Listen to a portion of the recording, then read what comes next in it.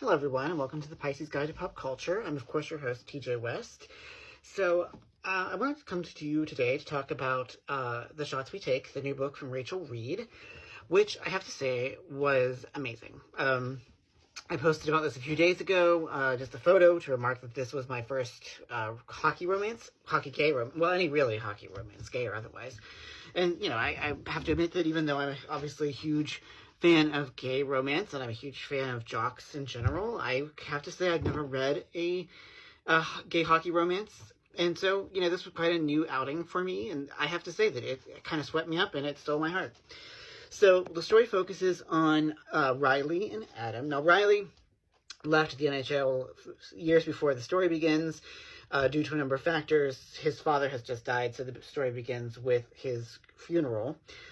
And then that's when Adam Shepard walks back into his life. So the two had had a friends with benefits relationship decades previously, but they had sort of become estranged because Adam, you know, said he was straight and regretted all the stuff with Riley.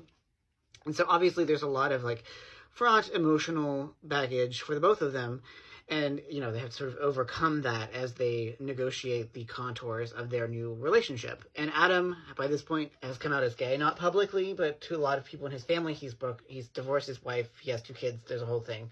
So the novel is basically a second chance small town romance, as these 2 characters have to figure out what does their life look like now that they're both in their 40s, and how do they, you know, can they make it work despite everything? And maybe it's because I'm now 41. I know you'd never guess that, but I am 41, and, you know, I have had feelings for people that did not reciprocate them, a whole big thing. We don't need to go into that part of my biography, but suffice it to say that the second chance element of this really spoke to me. You know, I too have had friends that I was pretty sure were gay. We'd never hooked up, but, you know, I obviously carried a huge flame for them for literally decades, and it was a whole big, messy situation. But, you know, that is the nature of the queer boy's life. You know, at least for me, growing up in a small town, you kind of had no choice but to fall in love with straight guys. But anyway, I digress. So I think that one of the things that draws me to this book is the fact that it is just so emotionally authentic. Like, Reed really captures the nuances of her characters extremely carefully and in ways that are nuanced and complex. You know, each of them has their own arc. You know, Riley has his grief and his mental health issues.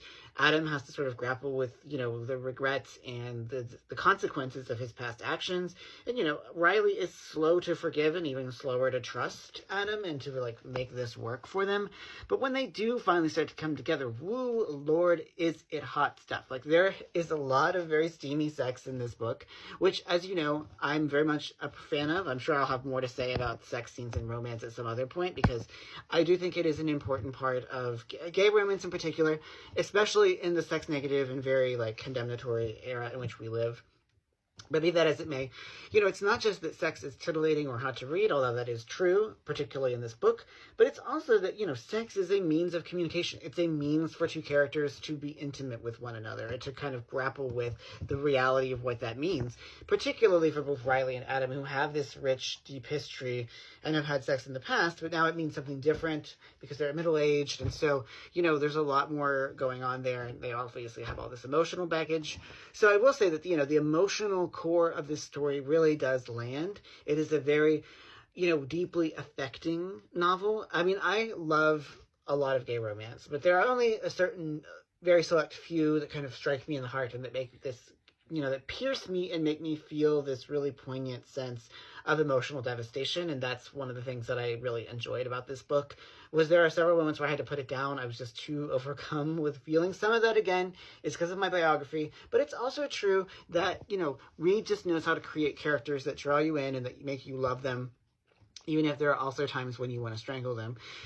You know, Riley is the sort of the grumpy to Adam's sunshine. So, I mean, I think that, you know, as we said a few days ago here at the Pisces Guide, I love tropes, and I love seeing the ways that, you know, you can combine different tropes. And I think that Reed has a really strong knack for how to bring these all to bear in a way that feels very complementary and that allows them to work together in this nice synergy, so that we have, you know, small town, we have grumpy sunshine, we have second chance romance. All of these things really combine to make a powerful and stirring novel. It's only like a little over, 330 pages or so, and yet I feel like, this is an entire world and it's an entire set of characters that I really feel as if I know and can appreciate. So, I mean, I really appreciate that. And she really does sketch out this small town that it all takes place in with enough depth. There's a dive bar, there's, quirky friends that are there. One of the key storylines involves Riley and his group of queer friends that he's made, and their efforts to welcome Adam into their circle. And I think that's lovely. I mean, I think that it's really important that we show queer life in small town spaces. Now, granted, it is in Canada. I don't know what small towns are like in Canada. If I'm judging by this and Schitt's Creek, they seem like pretty awesome places to be.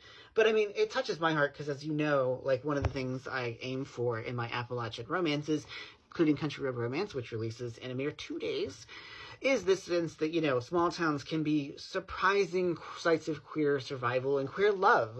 Queer love can flourish even in the most unexpected places and even at the most unexpected times in your life. And that's why I really appreciate the fact that we have two middle-aged millennial protagonists who came of age in a deeply homophobic era, particularly in sports, but have now found their way back to each other, and that this story has all of that going on. There's a lot going on in this story, emotionally, textually, even politically.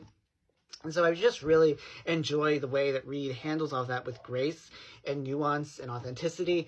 That it would be hard to do that in a straight up sort of more literary novel, but that she accomplishes that in the context of in some of the confines of a romance novel is really nothing short of spectacular.